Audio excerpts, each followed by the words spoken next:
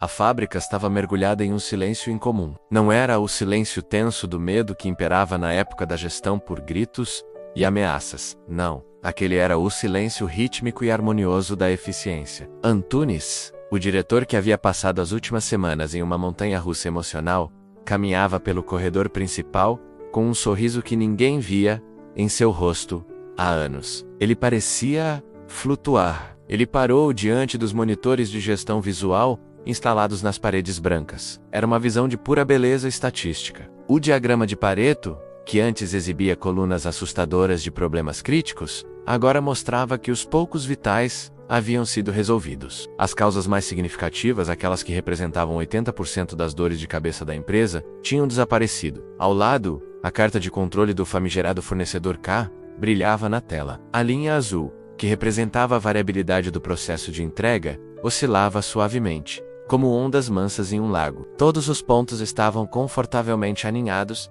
entre o limite superior e o limite inferior de controle. Não havia tendências de alta nem de baixa, a regra dos 7 pontos não havia sido acionada, não havia nenhuma causa especial perturbando a paz. O processo estava, tecnicamente, estatisticamente e inegavelmente sob controle. Perfeito, murmurou Antunes para si mesmo, alisando a gravata. Somos uma máquina, temos 0 defeitos, temos conformidade total. Finalmente, a nova filosofia venceu. Ele entrou na sala de reuniões esperando encontrar Marcos e Ana prontos para estourar um champanhe, ou, no mínimo, para receber os elogios por ter integrado todas as ferramentas da qualidade com maestria. Mas o cenário que encontrou congelou seu sorriso.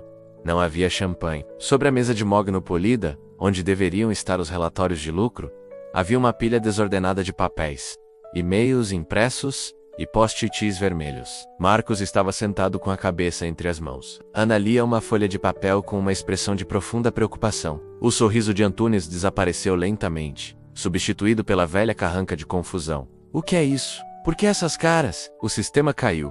A carta de controle diz que estamos estáveis. O 5S deixou tudo limpo. O Ishikawa eliminou a causa raiz. Como podemos ter problemas? Ana levantou os olhos, segurando uma das folhas como se fosse uma sentença de morte. Antunes, você cometeu o erro clássico da engenharia. Você, e nós também, caímos na armadilha da perfeição interna. Você confundiu qualidade de conformidade com qualidade percebida. Antunes piscou, sem entender. Conformidade é qualidade. Se sigamos a norma, se estamos dentro do limite da carta de controle, o produto é bom. A sua carta de controle diz que o produto foi feito exatamente como você planejou, retrucou Ana, jogando a folha na mesa.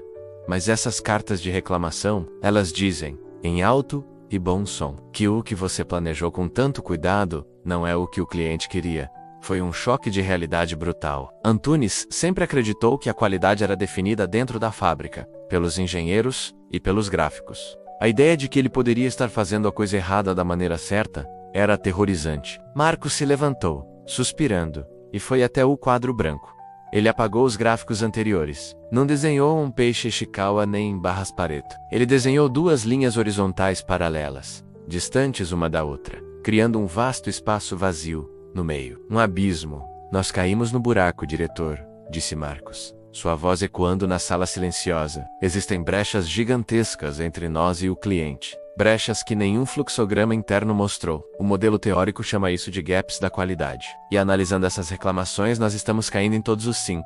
Marcos escreveu Gap 1 no topo do abismo. O primeiro tombo, explicou Marcos, desenhando uma seta que falhava em conectar as 2 linhas, é o gap do conhecimento. É a diferença fundamental entre o que o cliente espera e o que nós, a gerência, achamos que ele espera. Olhe para nós, Antunes. Passamos semanas obcecados em reduzir o tempo de entrega do fornecedor K.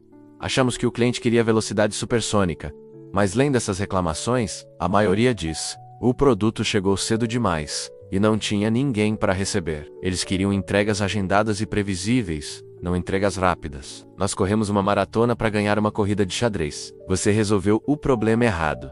Antunes sentou-se atordoado, afrouxando o colarinho. Mas e as especificações técnicas? Nós criamos padrões rígidos, baseados nas melhores práticas. Ana balançou a cabeça, triste. Aí está o Gap 2, o gap do padrão. Mesmo se tivéssemos entendido o que eles queriam, Nós traduzimos isso errado para as especificações do serviço. Nossos procedimentos internos, aqueles fluxogramas complexos, que desenhamos para analisar o fluxo, foram desenhados para a eficiência da máquina, não para a empatia humana. Criamos padrões rígidos que impedem o atendente de resolver um problema simples, sem pedir autorização para 3 gerentes. O padrão existe, mas ele é inimigo do cliente. E o pior, continuou Marcos, descendo a linha do abismo no quadro, é o gap 3, o gap da entrega. Digamos que o nosso entendimento fosse bom e o padrão fosse perfeito. Nossos funcionários estão entregando esse padrão? Lembre-se do Sr. Carlos. Ele estava escondendo ferramentas porque o sistema falhou com ele. Quantos outros funcionários estão improvisando no atendimento por falta de treinamento, por sobrecarga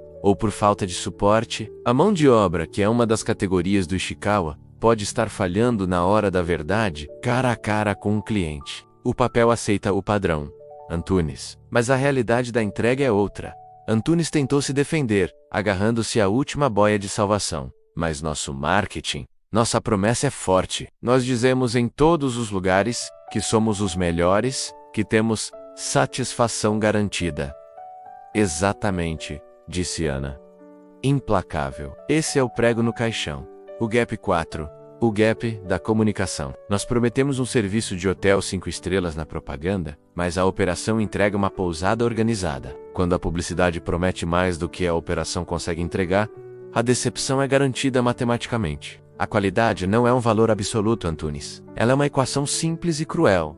Qualidade, percepção, expectativa. Se você promete muito aumentando a expectativa e entrega apenas o normal, uma percepção média, o resultado da conta é negativo. O cliente sai insatisfeito, sentindo-se enganado. Marcos circulou o grande espaço vazio entre as 2 linhas no quadro. O buraco final, que engolia a reputação da empresa. E tudo isso, concluiu Marcos, leva ao gap 5. O gap do cliente. É a diferença final. O abismo intransponível entre o serviço que ele esperava receber e o serviço que ele sentiu que recebeu. É a soma de todos os nossos erros anteriores. É por isso que, mesmo com a carta de controle mostrando estabilidade, estamos perdendo o mercado. A estabilidade interna não significa felicidade externa.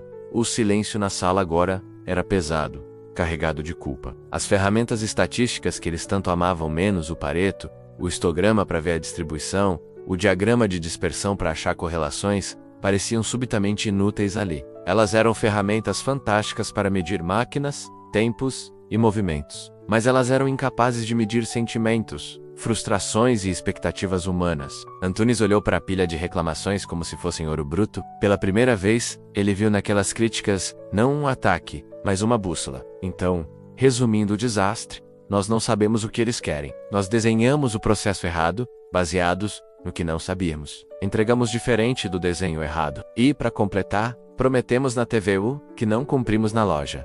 Resumindo, disse Ana, com um meio sorriso triste. Sim, exatamente isso. Antunes passou a mão pelo rosto, exausto, mas decidido. Como fechamos esses buracos? Existe alguma ferramenta, nesse mundo da qualidade, para medir empatia, segurança, confiabilidade? Ou vamos ter que adivinhar? Existe, respondeu Ana, retomando a confiança. Nós precisamos parar de achar e começar a perguntar. Precisamos parar de olhar para a carta de controle e olhar para o rosto das pessoas. Precisamos aplicar a pesquisa SIRVQUA. Vamos medir as 5 dimensões da qualidade em serviços. Vamos transformar esses sentimentos subjetivos em dados estatísticos que você entende e respeita. Antunes assentiu. A engenharia tinha salvo a fábrica do caos operacional. Agora, a psicologia salvaria o negócio da irrelevância. Preparem a pesquisa, ordenou Antunes, sua voz recuperando a autoridade de líder. Vamos descobrir o tamanho exato desse abismo. Quero saber onde estamos falhando, na confiabilidade, na empatia ou na segurança. No próximo episódio, a pesquisa vai para a rua. Antunes descobre que seus clientes não se importam com a tecnologia de ponta das máquinas tangíveis, mas sim com a capacidade de resposta dos atendentes quando algo dá errado. A dimensão da empatia entra em jogo e muda tudo. Você sabe medir o intangível? Sabe transformar o mau humor do cliente em um plano de ação estruturado no PDCA? Inscreva-se e ative o sino. No próximo capítulo, vamos dissecar as 5 dimensões do SRVQU e aprender a fechar o gap mais perigoso de todos.